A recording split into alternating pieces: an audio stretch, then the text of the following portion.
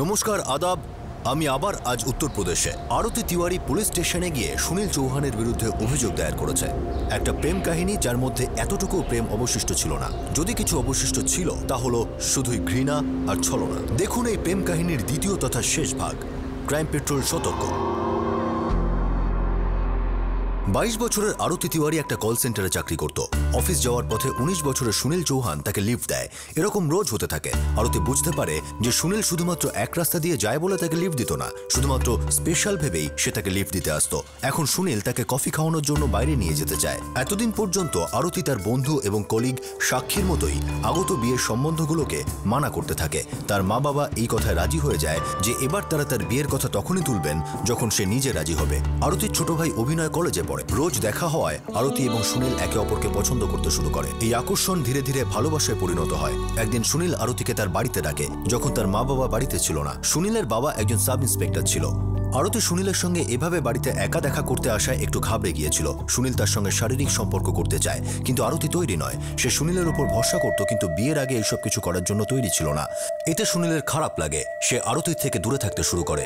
আরতি ওকে ভালোবাসে আর ওর স্মৃতিগুলোতে কষ্ট পেতে থাকে। শেষ পর্যন্ত সে হার মেনে নেয়। সুনীল আর আরতির মধ্যে শারীরিক সম্পর্ক হয়।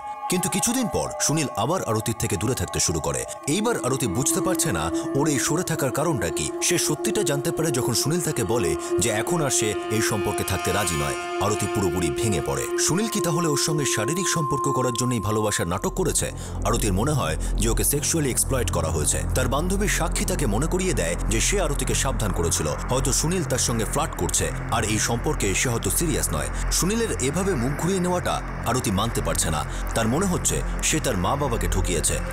এবার আরতি মনের সাহস জুগিয়ে সে তার বাড়ির সবাইকে সুনীল এবং নিজের সম্পর্কের কথা জানিয়ে দেয়। আর এটাও বলে যে তাদের মধ্যে শারীরিক সম্পর্ক হওয়া সত্ত্বেও এখন আর সুনীল তাকে বিয়ে করতে চাইছে না। আরতির মা বাবা ভেঙে পড়েন। তারা বুঝতে পারছিলেন না যে এখন ঠিক কি করা উচিত। ওর ভাই সুনীলকে মারবে বলে ঠিক করে।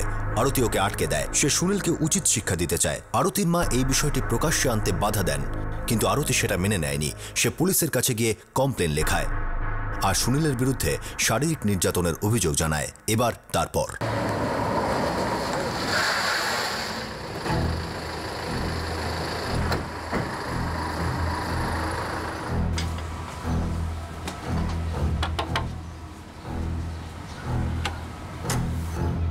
বলুন। নমস্কার, সুনীল আছে বাড়িতে?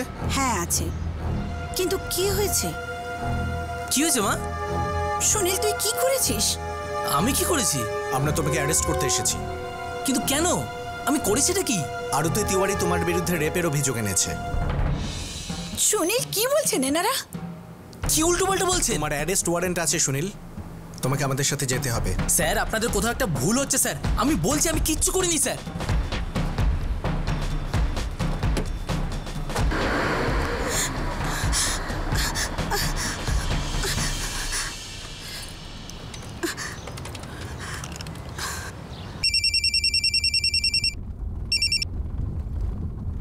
হ্যাঁ, কি হয়েছে বলো। সুনীলকে পুলিশে নিয়ে গেছে। কি? কোথাকার পুলিশ? কি হয়েছে? এখানকার পুলিশ। আরে কিন্তু কেন নিয়ে গেল ওকে? কি করেছে ও? কোনো মেয়ে আছে আরতি, ও সুনীলের উপর রেপের কেস করেছে। আমি কিছু জানি না, তুমি কিছু একটা করো। আচ্ছা তুমি কান্নাকাটি বন্ধ করো, আমি দেখছি কি করা যায়। বিশাল, ওই থানার বড়বাবুকে? রামপাল বাবু। রামপাল বাবু।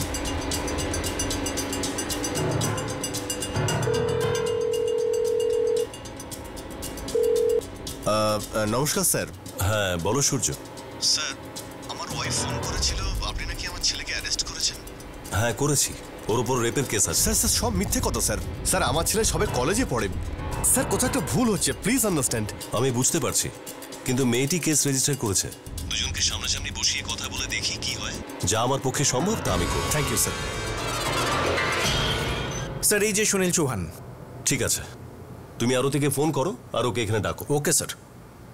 স্যার, এই আরতি আমাকে বদনাম করছে স্যার। ও প্রতিশোধ দিচ্ছে স্যার। ঠিক আছে, আরতিকে এখানে আসতে দাও, ব্যাপারটা এখানেই মেটানোর চেষ্টা করছি।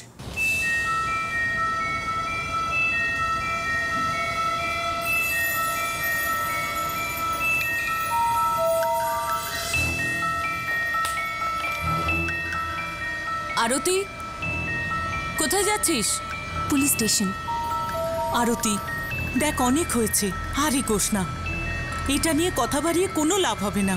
মা, এটা আমার লড়াই। ওই ছেলেটাকে আমি এমনি ছেড়ে দেব না।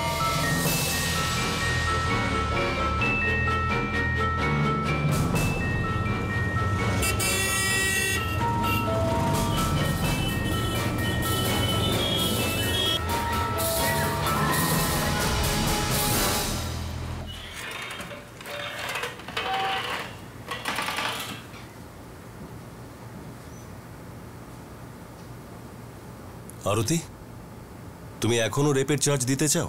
Yes sir. এই ছেলেটা আমাকে ব্যবহার করেছে। স্যার এই মেয়েটা মিথ্যে কথা বলছে স্যার। আমি এরকম কিচ্ছু করিনি। আমরা দুজন একে অপরকে ভালোবাসতাম, আমি সিরিয়াসও ছিলাম। আমি আমার মা বাবাকে বলে কিন্তু ওনারা আমাদের ব্যাপারে রাজি হননি। তাহলে কি আমি ওনাদের বিরুদ্ধে যাব? আমার সাথে এসব করার আগে জিজ্ঞেস করেছিলে নিজের বাবা মাকে? হ্যাঁ, পারমিশন নিয়েছিলে? তোমার কোনোদিন ইচ্ছেই ছিল না আমাকে বিয়ে করার। তুমি শুধু ফিজিক্যাল রিলেশন চেয়েছিলে। আর যখন মন মরে গেল তখন বাবা মার কথা মাঝখানে টেনে এনে পাল্টে যাচ্ছ। পাল্টাচ্ছি না, সত্যি কথা বলছি। আর আমি কি তোমাকে জোর করেছিলাম নাকি আমার সাথে ফিজিক্যাল রিলেশনশিপ করার জন্য? তুমি যা করেছো নিজের ইচ্ছে করেছো। স্যার আমরা একে অপরকে ভালোবাসতাম, একসাথে আমরা ঘুরেছি ফিরেছি, ও আমাদের বাড়িতে এসেছে আর আমরা হোটেলেও গেছি। এবার তুমি আমাকে বলো আমি কি তোমাকে জোর করে নিয়ে গিয়েছিলাম? তুমি যেখানেই গেছো নিজের ইচ্ছায় গেছো। হ্যাঁ গেছি, কারণ তুমি আমাকে কথা দিয়েছিলে যে তুমি আমায় বিয়ে করবে। তুমি কোনোদিন আমায় বলেছো যে তোমার বাবা মা যদি সম্পর্কটা মেনে না নেয় তাহলে তুমি আমাকে ছেড়ে চলে যাবে? আগে যদি আমি এগুলো জানতাম তাহলে আমি রাজি হতাম না। মিথ্যে সহানুভূতি হয় না, এটাকে ঠকানো বলে। স্যার এসব কি উটকো ঝামেলা? স্যার প্লিজ আপনি ওর কথা একদম শুনবেন না। যখন দুজনের মধ্যে মনের মিল হয় না তখন দুজন তো আলাদা হয়ে যায়, তাই না? কিন্তু এটা বিয়ে ছিল না, বিয়ের প্রতিশ্রুতি ছিল, যেটা তুমি আমার সাথে করেছো আমাকে ইউজ করার জন্য। দেখো, আমি এখানে বসে ঠিক করতে পারবো না যে কে কাকে মিথ্যে বলেছে, ঠকিয়েছে। তোমাদের রিলেশনশিপের পেছনে আসল রহস্যটা কি সেটা আমাকে জানতে হবে, আর তাও প্রমাণের উপর ভিত্তি করে। কে কাকে কি বলেছে, কি উদ্দেশ্য ছিল, সত্যিই কি মিথ্যে কথা বলে শারীরিক শোষণ করা হয়েছে? যদি এটা সত্যি হয় সুনীল, তাহলে এই চার্জ রেপের হবে। হ্যাঁ স্যার, এই ছেলেটা আমার রেপ করেছে। ও যাই বলুক না কেন, এই সম্পর্কটা আমার ইচ্ছেতে নয়, আমায় জোর করা হয়েছিল।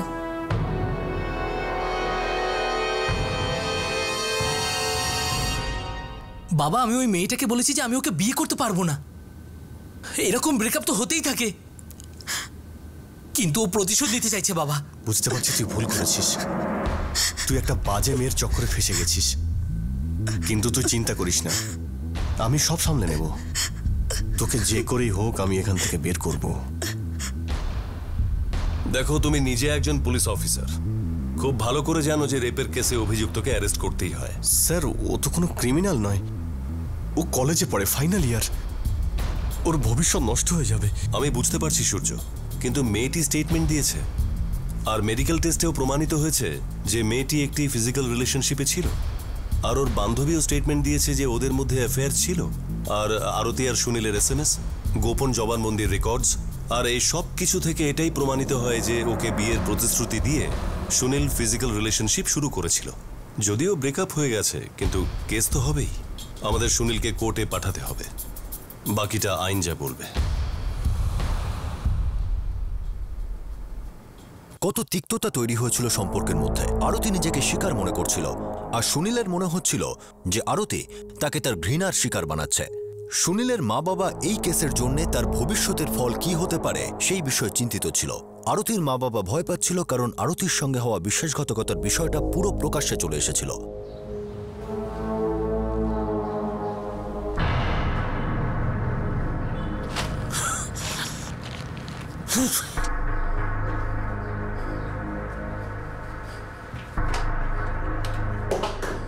এসব করার কি খুব দরকার ছিল? বাবা আমি সরি, আমি জানি যে আমি অনেক বড় ভুল করেছি, কিন্তু আমার সাথে যেটা হয়েছে সেটা আমি আর অন্য কারোর সাথে হতে দেব না। যথেষ্ট হয়েছে, শেষ করো। আরো বড় ক্ষতি হবার আগে তোমায় সাবধান করছি। ব্যাপারটা কেন বুঝতে চাইছো না? সারা শহরের লোক আমাদের দিকে আঙুল তুলছে, ধিক্কারে কান পাতা দায় হয়েছে, আমাদের নামে ছিছি করছে। ব্যাস, অনেক হয়েছে। বাবা আমি এগুলো এই জন্য করছি না যে ও আমাকে ছেড়ে দিয়েছে বলে আমি ওর থেকে প্রতিশোধ নিচ্ছি। আমি তো এগুলো এই জন্য করছি যে আমি নাও বলতে পারতাম, যেটা আমি বলেও ছিলাম, কিন্তু ও আমাকে কথা দিয়েছিল যে আমায় বিয়ে করবে। হ্যাঁ আমি ভুল করেছি, যে আমি ওকে বিশ্বাস করেছি, ওর মিথ্যেগুলোকে সত্যি ভেবেছি। কিন্তু ও আমাকে একবারও বলেনি যে ওর বাবা মা যদি এই সম্পর্কটা না মানে তাহলে ওই মুহূর্তে আমাকে ছেড়ে চলে যাবে। ও আমায় ব্যবহার করেছে, আমি এভাবে ছেড়ে দেবো ওকে? বাবা, আমি জানি যে মানুষ আমাকে লুজার ভাবে, একটা ছেলে আমাকে ঠকিয়েছে আর সেই জন্যই আমি এগুলো করছি, কিন্তু এটা সত্যি নয়। আমি তো মানুষদেরকে এটাই বোঝাতে চাই যে কেউ যদি কাউকে চিট করে তাহলে তার ফল এটাও হতে পারে। দুর্ভাগ্যজনকভাবে তোমার এই অন্যের ওপর ভরসার পরিণাম আমাদের ভুগতে হচ্ছে। লড়াইটা হয়তো তুমি করছো, কিন্তু যন্ত্রণা ভোগ করছে বাড়ির লোক।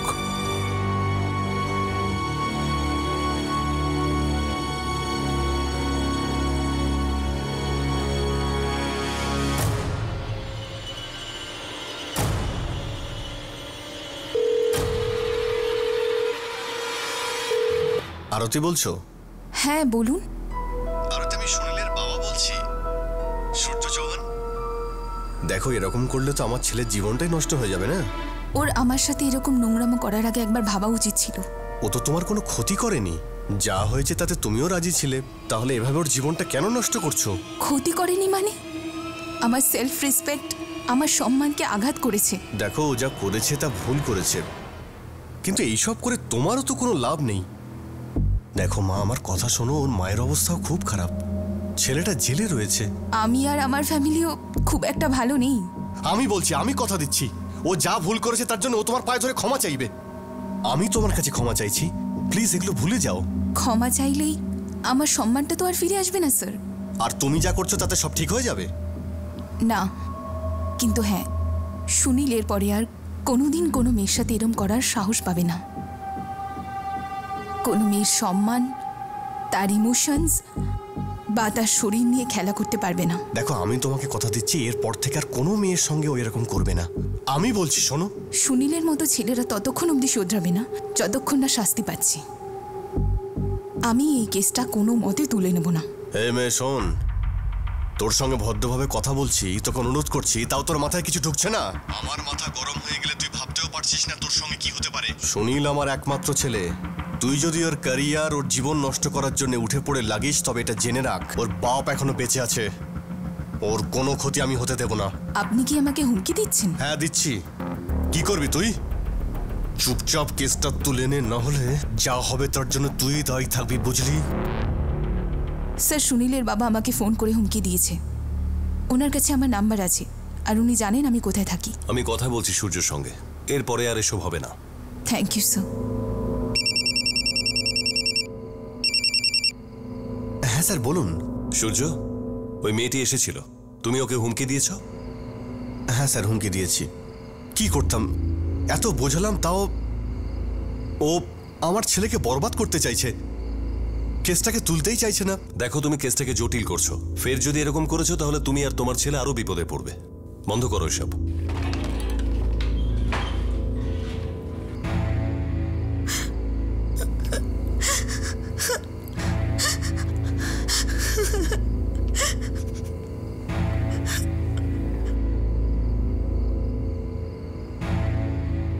আরতি, আমি প্রকাশকে কি বলবো? 2 সপ্তাহ ধরে তুই অফিস আসছিস না, খুব রেগে আছে ও। তোর জায়গায় কাউকে তো এবার নিতেই হবে। সাক্ষী, আমি এখন শুধু এই কেসটা নিয়ে ভাবছি, এর মধ্যে কি করে কাজ করব। আমি একটা কাজ করি, প্রকাশের সাথে কথা বলে নিই যে আমি এই চাকরিটা ছেড়ে দেব। আরতি, তুই কেন এসব করছিস? কি লাভ তোর এসব করে? দেখ, তুই নিজেই নিজেকে টর্চার করছিস। আমি জানি না এগুলো কেন করছি, কিন্তু হ্যাঁ, আমি নিজেকে আর থামাতে পারবো না। এই ব্যাপারটাকে আর এত বাড়াস না। আর তুই যদি কাউকে ভালোবাসার পর রিয়েলাইজ করতিস যে সে তোর যোগ্য নয়, আর তুই যদি ওকে ছেড়ে দিতিস তো? সুনীলও চাইলে আমায় ছাড়তে পারতো। সাক্ষী, আমি চাইনি যে ও আমার গায়ে হাত দিক, কিন্তু ও সেটাই করেছে। ও শুধু আমার শরীরকে নয়, মনকেও আঘাত করেছে। ও বলেছিল যে ওকে যেন বিশ্বাস করি, যা আমি করেছিলাম। এমন নয় যে ও আমাকে এই কারণে ছেড়েছে যে ও আমাকে পছন্দ করে না। কোনো প্রবলেম ছিল আমার মধ্যে তাহলে আমাকে বলতো, আমি বুঝতে না পারলে আমায় ছেড়ে দিত, আমি এটা অ্যাকসেপ্ট করে নিতাম। কিন্তু আমায় কেন ছাড়লো? কারণ ওর বাবা মা আমাদের সম্পর্কটা মেনে নেয়নি। এসব করার আগে কি একবারও জিজ্ঞেস করেছিল ওর বাবা মাকে? তখন তারা কোথায় ছিল? হ্যাঁ, আমি হয়তো এই সম্পর্কটা নিয়ে একটু এগিয়ে গিয়েছিলাম, কিন্তু এটা আমার মর্জিতে হয়নি। আমি মানছি যে আমরা 21st সেঞ্চুরির লোক, আমরা ব্ল্যাক অ্যান্ড হোয়াইট জীবনে বাস করি না, কিন্তু মডার্ন হওয়ার মানে তো এই নয় যে কেউ আমাদের জীবন নিয়ে খেলুক। সাক্ষী, আমি চাইনি ওর সাথে ফিজিক্যাল হতে, কিন্তু করেছি কারণ আমি ওকে ভালোবাসতাম। আমার কাছে সেই সব কথা যা আমি ওকে বলেছি ও আমাকে বলেছে অনেক গুরুত্বপূর্ণ ছিল। যখন আমি ওকে ফিজিক্যাল হওয়ার জন্য না করলাম তো তখন ও খুব কষ্ট পেয়েছিল। আমারও তখন খারাপ লেগেছিল, কারণ আমি ওকে সত্যিকারে ভালোবাসতাম। ও শুধু আমার শরীরটাকে অনুভব করেছে, আমার মনটাকে নয়। আমারও ভালো লাগে না এভাবে সবাইকে গিয়ে বলতে যে ও আমার সাথে কি করেছে। আমারও খুব কষ্ট হয়। এরম হওয়ার কথা ছিল না আমার সাথে, ইনফ্যাক্ট কারোর সাথেই না। এই খেলাটা তাদের সাথে খেলো যারা খেলতে চায়, আমার সাথে না, নট উইথ মি।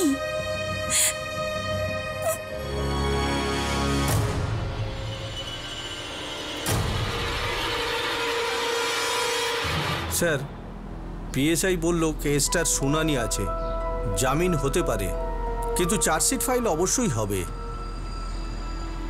ওই মেয়েটা কোনোভাবেই কেসটা তুলতে রাজি হচ্ছে না।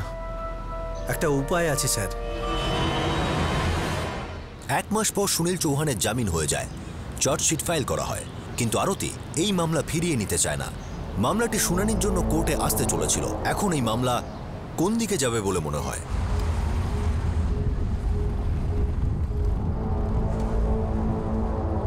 এবার তুই তোর নিজের কলেজের দিকে মন দে, এই কেসটাকে আমাকে হ্যান্ডেল করতে দে। হ্যাঁ বাবা, কিন্তু আগে আমি আরতির সাথে কথা বলতে চাই। দেখ, ওর সঙ্গে কথা বাড়িয়ে লাভ নেই, এসব ভুলে যা। সেরকম কিচ্ছু হবে না বাবা।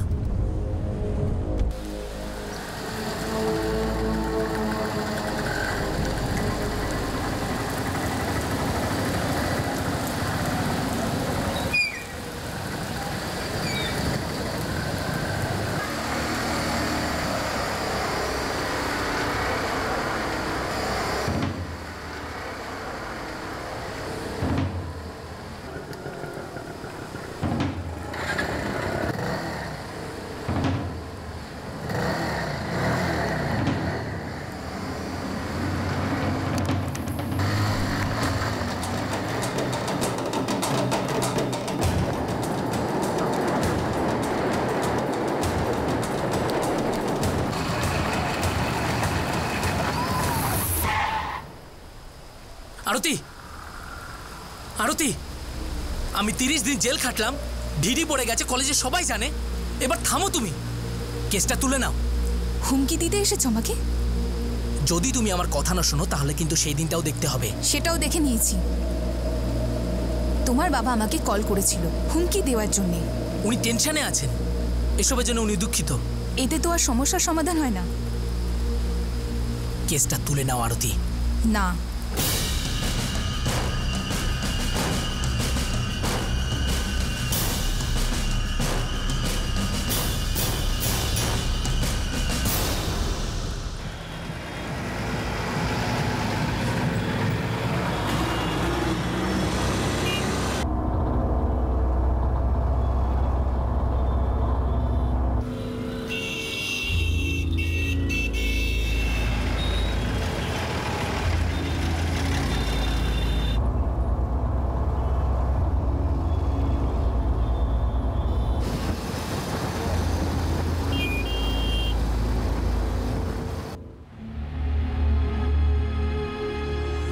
এবার তো ওকে ক্ষমা করে দাও। হ্যাঁ বাবা, দিদি অলরেডি অনেক কিছু সহ্য করেছে, এখন সব একাই সহ্য করছে। বাবা প্লিজ ক্ষমা করে দাও দিদিকে।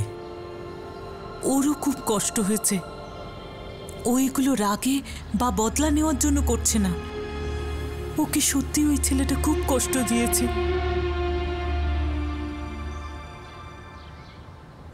চার্জশিট ফাইল হয়ে গেছে স্যার, সব প্রমাণই সুনীলের বিরুদ্ধে। আইপিসি 376 দেওয়া হয়েছে। আমার ছেলেটা বরবাদ হয়ে যাবে। Excuse me, if I am not wrong, তুমি হেক্সাগন অ্যাসোসিয়েশনে কাজ করো না, ওই কল সেন্টার? হ্যাঁ করতাম। রাইট, আমার মনে হচ্ছিল আমি তোমায় দেখেছি ওখানে এই কিছু 2 মাস আগে। হ্যাঁ 2 মাস আগে। Oh by the way, I am Mrinal Prasad. আমি আরতি। অলরাইট, আমি হোয়াইট গোল্ড কনসালটেন্সে কাজ করি। মিরাটে একটা কল সেন্টার আছে। অ্যাকচুয়ালি আমি মিরাট থেকে এখানে আসার কথা ভাবছিলাম, কিন্তু কোনো ওয়ার্কআউট হলো না, তো আমি তোমাকে ডিস্টার্ব করছি না তো? না না, এরকম কিছু নয়। কিন্তু তুমি জবটা কেন ছাড়লে? আসলে ওই একটা পার্সোনাল রিজন ছিল। ওকে, তাহলে এখন কি করছো? আপাতত কোথাও নয়। That's great. মিরাটে আমার টিমে একটা ওপেনিং আছে, তুমি কি ইন্টারেস্টেড? জানি না, actually I am not sure.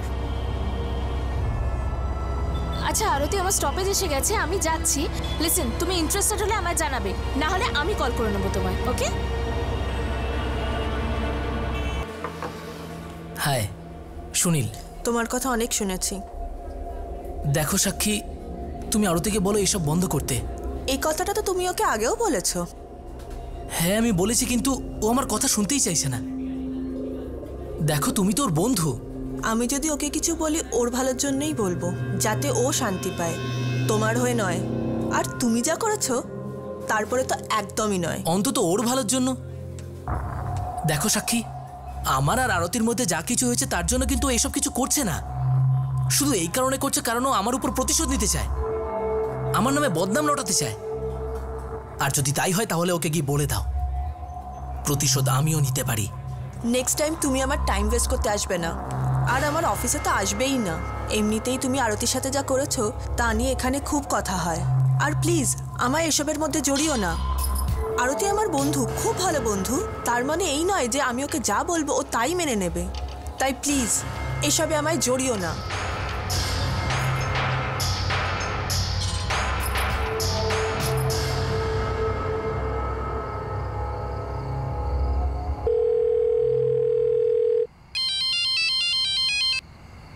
Hello. Hello Mrinal, আমি আরতি বলছি। হাই আরতি, কেমন আছো? ভালো আছি। আচ্ছা এটা বলো, তুমি জবের ব্যাপারে কিছু ভাবলে? হ্যাঁ, অ্যাকচুয়ালি আমি ভাবছিলাম ওই চাকরিটার ব্যাপারে। That's great. ইউ নো, আমি খুব খুশি হব যদি তুমি আমার টিম জয়েন করো। তোমার আগের অফিসের টিম লিডারের থেকে তোমার খুব প্রশংসা শুনেছি। Thank you. You welcome Aarti. আচ্ছা লিসেন, আমি আমার এরিয়া ম্যানেজারের সাথে কথা বলে নেবো। নেক্সট উইক আমি মোরাদাবাদ যাচ্ছি আমার পেরেন্টসের সাথে দেখা করতে। তো তুমি যদি চাও তো আমার সাথে মিরাটে ইন্টারভিউ দিতে আসতে পারো। ঠিক আছে। Very good. বেশ, আমি তাহলে তোমায় পরে ফোন করে নেবো। ওকে দেন, বাই। বাই। দিদি, তুই নতুন জব জয়েন করছিস? হ্যাঁ, এখন আমাকেও আগেরটা ভাবতে হবে। এই জবটা মিরাটে, এখান থেকে বাইরে থাকবো, তবে এসবের থেকে একটু ব্রেক পাওয়া যাবে। গুড আইডিয়া দিদি, আমি খুব খুশি। তাহলে আবার আমি মুভি আর পার্টির জন্য আবারও ফান্ড পাবো, তাই না? পাগল দিদি।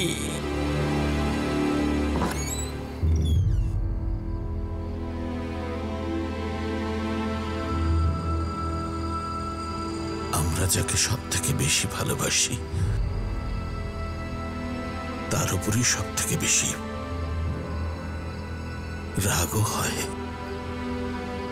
এই কথাটা খুব ভালো করে বুঝে গেছি আমি বাবা।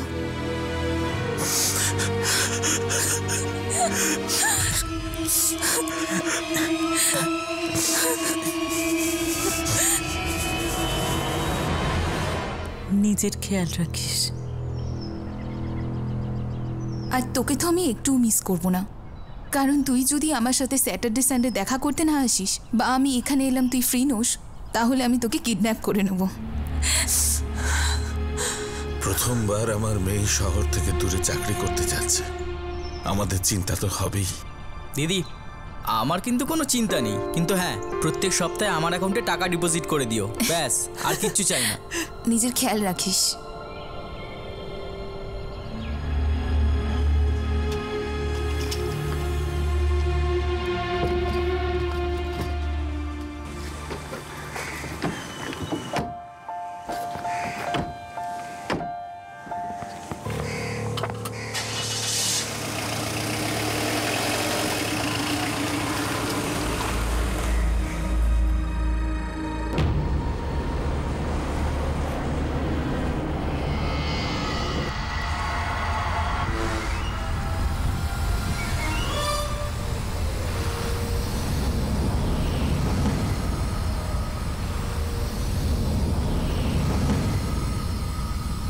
ওই মেয়েটা কোনোভাবেই কেসটা তুলতে রাজি হচ্ছে না।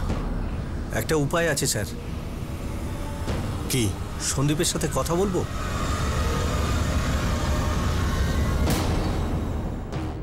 আমি আরতির সাথে কথা বলেছি, ওর বন্ধু সাক্ষীর সাথেও কথা বলেছি, ও কিছুতেই রাজি হলো না। তুমি কিছু একটা তো করো, আমার তো একটাই ছেলে, ও আবার যেন জেলে না যায়। ভালো হবে যদি এই কেসটা তোমরা কোর্টে লড়ো। এভাবে মেয়েটিকে ভয় দেখিয়ে হুমকি দিয়ে কিচ্ছু হবে না। তোমার ছেলেকেও বলো ওর থেকে দূরে থাকতে। এই কেসটা সেটেল করার অন্য কি কোনো রাস্তা নেই স্যার?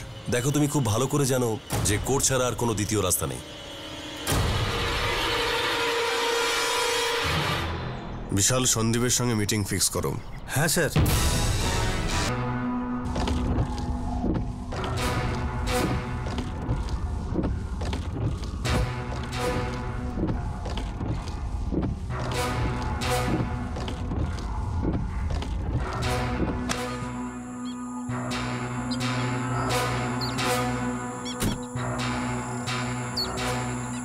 পুরো 4 লাখ টাকা লাগবে।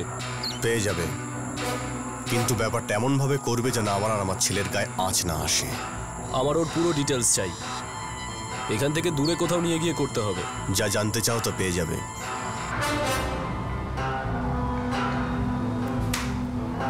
আমরা বরং পুরো ব্যাপারটা দুঃস্বপ্ন বলে ভুলবার চেষ্টা করব। ভুলতে তো হবেই, আরতির জন্য। এইসবে আমার মেয়েটার কোনো দোষ ছিল না। ও ওখানে কাজটা শুরু করুক, তারপর ওখানে গিয়ে আমরা কথা বলবো। ওকে বুঝিয়ে বলবো যে এসব যেন ছেড়ে দেয়, ভুলে যায় যেন কেসটা।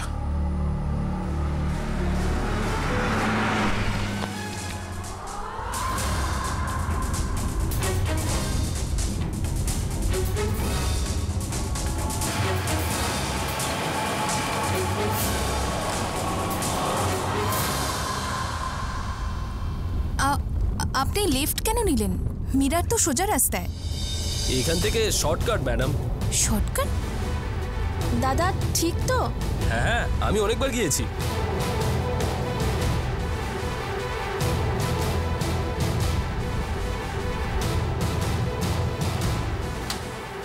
ও আগে একটা অ্যাসোসিয়েশনে কাজ করত, আর 1 মাস আগে চাকরিটা ছেড়ে দিয়েছে। এর মানে এটাই হলো যে ও এখন নতুন কোনো চাকরির খোঁজ করছে। ঠিক আছে, তার মানে এমন কিছু ভাবতে হবে যাতে সহজে আমাদের ফাঁদে পড়ে, কিন্তু তার আগে দেখা করতে হবে। আর এতে আমি তোমাকে সাহায্য করব।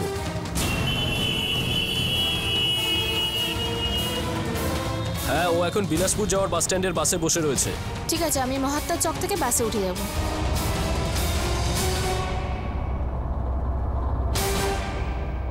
Excuse me, if I am not wrong, তুমি হেক্সাগন অ্যাসোসিয়েশনে কাজ করো না? ওই কল সেন্টার? হ্যাঁ, করতাম। রাইট, আমার মনে হচ্ছিল আমি তোমায় দেখেছি ওখানে।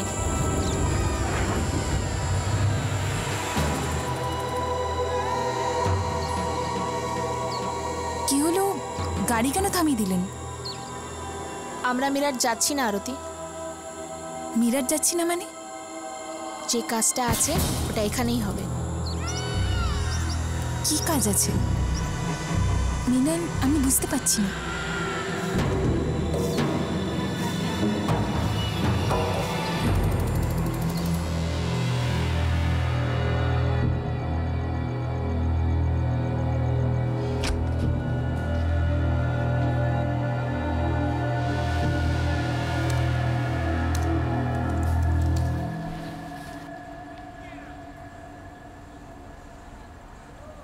আমি তোর গায়ে কোনো আঁচড় লাগতে দেব না। থ্যাংক ইউ বাবা।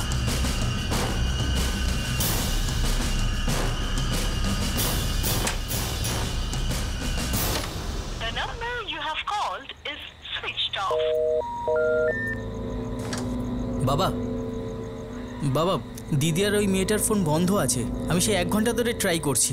আরে হয়তো আউট অফ রেঞ্জে আছে। না বাবা, 2 ঘন্টা আগে ওদের মিরাট পৌঁছে যাওয়ার কথা। আমি দিদিকে বলেওছিলাম যে পৌঁছেই ফোন করে দিতে। দিদি এরকম ভুলে যায় না। হ্যাঁ, আরতি এরকম কখনোই করে না। নিজের না হলেও অন্যের ফোন দিয়েও নিশ্চয়ই ফোন করতো। স্যার, আরতি আর মৃণালের লাস্ট ফোন লোকেশন মিরাটের কাছাকাছি দেখাচ্ছে, হাইওয়ে থেকে দূরে। ওরা দুজন ওখানে কটার সময় ছিল? এই 5:30 হবে। স্যার, এখন তো 11:15 বাজে। এতক্ষণে ওদের মিরাট পৌঁছে যাবার কথা। ওদের কিছু হয়ে যায়নি তো?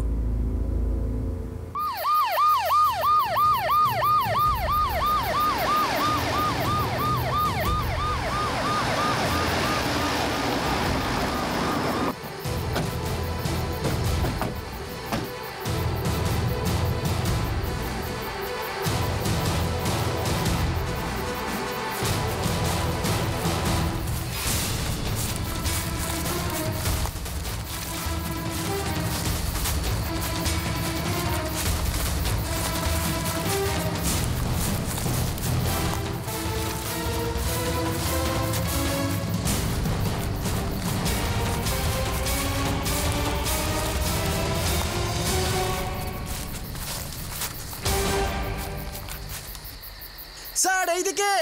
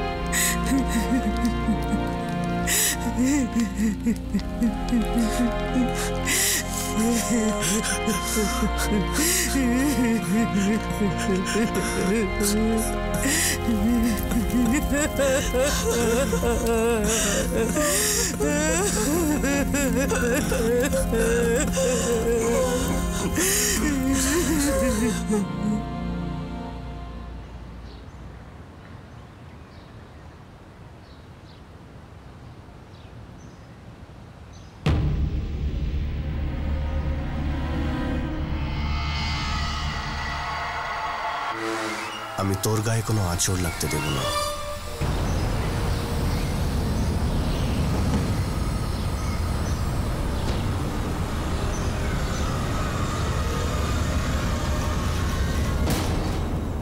স্যার, বিশাল কোথায়?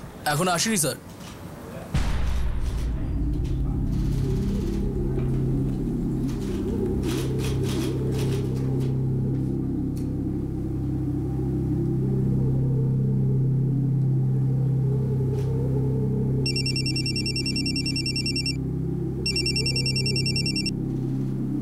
নমস্কার স্যার। সূর্য, বিশাল আমার কাছে আছে, তুমি এক্ষুনি এখানে চলে এসো। আসছি স্যার।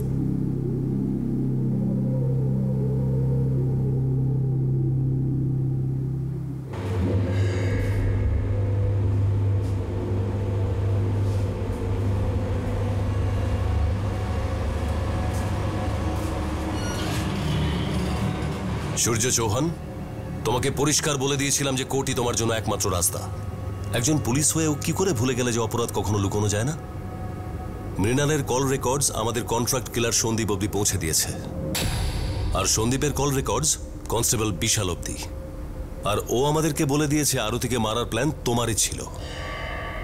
তোমার কি মনে হয়েছিল তুমি বেঁচে যাবে? আমি চাইনি যে আমার ছেলের জীবনটা কোনোভাবে নষ্ট হয়ে যাক। তুমি নিজের হাতে নিজের ছেলের জীবন নষ্ট করেছো। ও অমানুষ আর তুমিও।